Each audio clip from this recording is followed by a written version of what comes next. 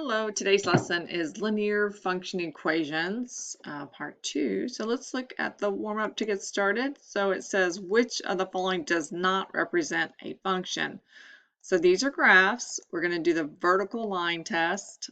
So I'm going to put a line right there, and then we're going to move it across. If it hits the graph more than once, it's not a function.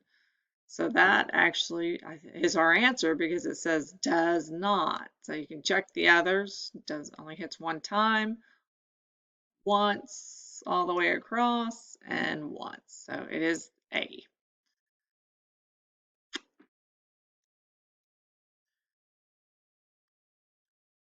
All right, let's go ahead and see what our essential question. How do I interpret the slope and y-intercept in real-world linear situations?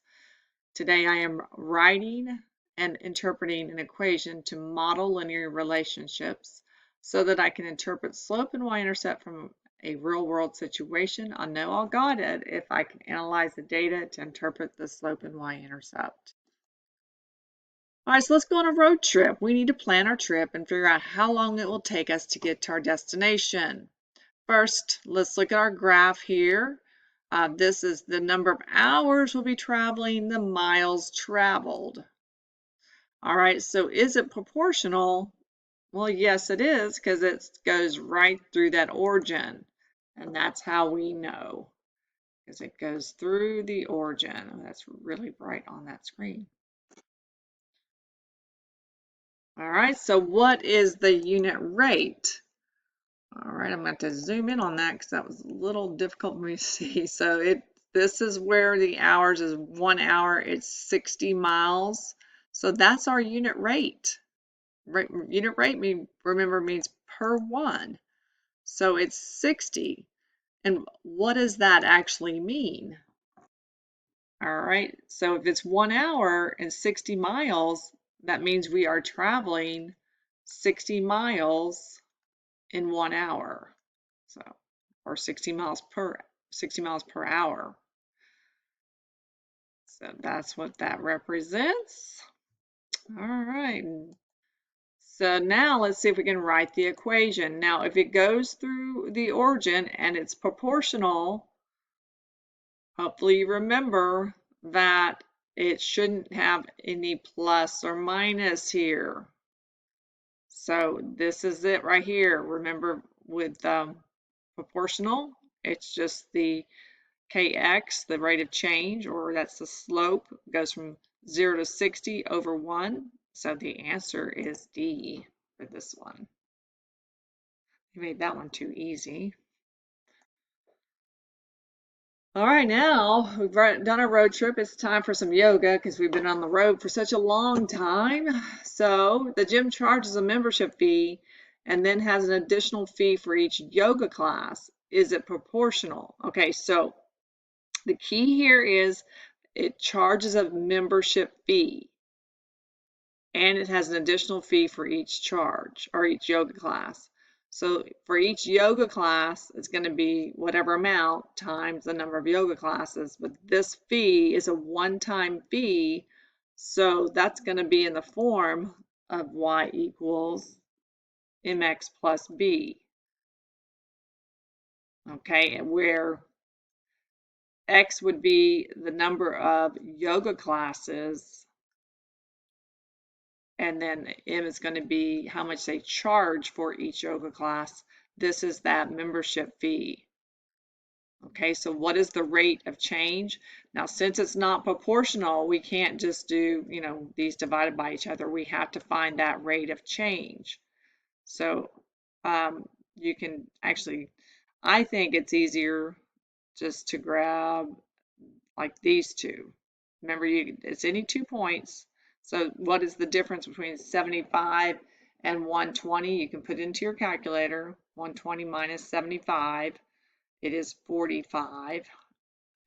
That's positive, but then you have to use these 2 points, so you have to be consistent there.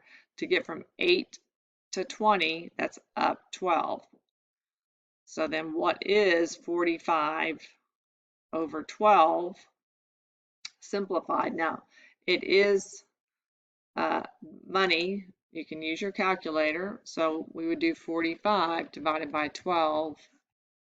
This comes out to 3.75. So $3 or $3.75. So what is that rate of change, and what does it mean? Okay, that rate of change is our slope, and that's how much it is per yoga class. Okay, so the cost of each yoga class is $3.75. All right, so we're going to take it a step further now. We've got our rate of change, which is our slope. It says, what is the price of the membership fee for the gym? All right, so let's go ahead and set up the steps here. How do we do this? We have our equation. It's y-intercept form because that fee for to join the gym or yoga studio. We're going to substitute 375 in for m because we found out that is our rate of change or slope. Use any 2 points from the chart, substitute the x and y values.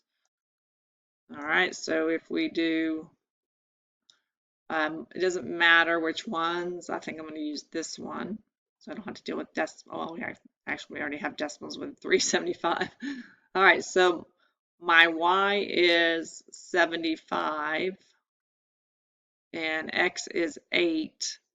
So we're going to do 3.7 or 3.75 times 8 and then plus b. So we're going to solve for b now. We need to simplify and do 375 times 8. Use your calculator. It comes out to 30. All right, so this is, now I'm going to rewrite it a little bit over here just so I have room below it. Solve the simple one-step equation. We're going to subtract 30 from both sides. And then 75 minus 30 is 45. So the answer is A. So that is how much the fee is, or the membership, to join the gym. More yoga. So put it all together. What is the equation for that data? Okay, so we already found out our rate of change is 3.75. But we have to add in that membership fee. Okay, so obviously it's not A. If you look at B, you don't subtract it, and then this is the wrong amount. So the correct answer there is D. My goodness, hope we're done with yoga. I'm tired of yoga. I don't even like yoga, actually. All right, next, this was an actual STAR question. It says a teacher bought sets of books at a cost of $17.95 per set. The teacher also paid a one-time shipping fee of $22. Which table shows the relationship between the cost, between the total cost of the books and the number of sets of books the teacher bought? So you can just see that's how it's set up. The sets of books is our X, the total cost is our Y. So let's start by writing the equation. We've done this before. You have this right here. We know that it's $17.95 per set plus the one-time shipping fee of $22. So in the form of Y equals mx plus b, the m is our rate of change, which is the cost per set. And then the B is that one-time fee of $22. So the slope obviously is $17.95. That's per set. So that's going to be the rate of change we need to find. So you just have to look at each table and determine which one has the rate of change. It's not proportional, so you do have to do some math here and figure out, is that going to be 1795. When we do 369 point, you gotta find the difference here. What is that rate of change? Sorry, I'm having to get my calculator out and do some math, not guessing. So this is 8, it comes out to 88. This is 4. 88 over 4 is 22. That's not what we need.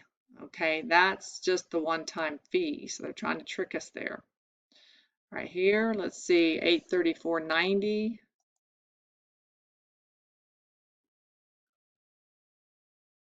And what is that range? Oh, I wrote the wrong number in there. What is the rate of change for that one? You should be working these in your math notebook and taking notes using your calculator. So again, this is 88. Wow. Same. Nope. So that's not it either. All right, let's look at H here. So what is that rate of change? Watch it be the last one we do. 753.9, 682.10. This is 7180. This is 4. So what is 7180 over 4? Simplify that. That comes out to 1795. Bingo. There it is. So that is the correct answer. All right, we've got this one here. John is having a new deck built. He paid $4.85 for the required materials, and he will pay his brother $25 an hour to build the deck. Which table shows the relationship between H, the number of hours John's brother works, and C, the cost?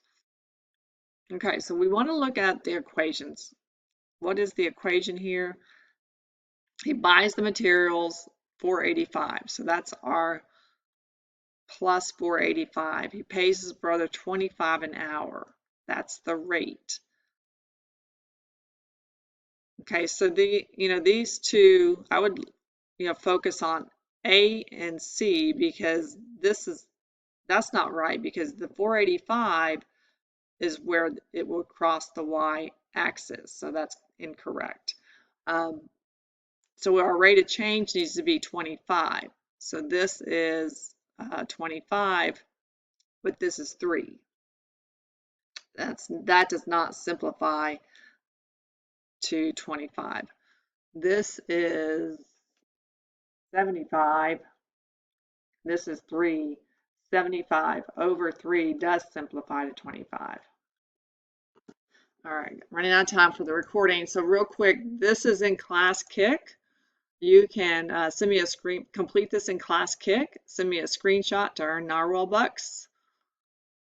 And the last question here, hopefully we have time to get this in. A coach is ordering shirts for a team. The coach pays a one-time fee of $24.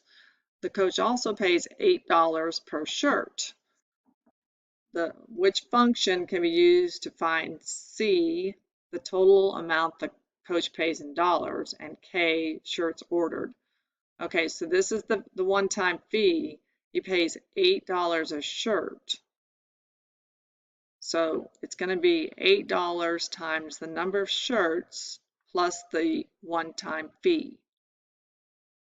All right, so it looks like B is the correct answer there. All right, low assignments. We're right here. It's Monday the 6th, so make sure you go through the rest of the lesson.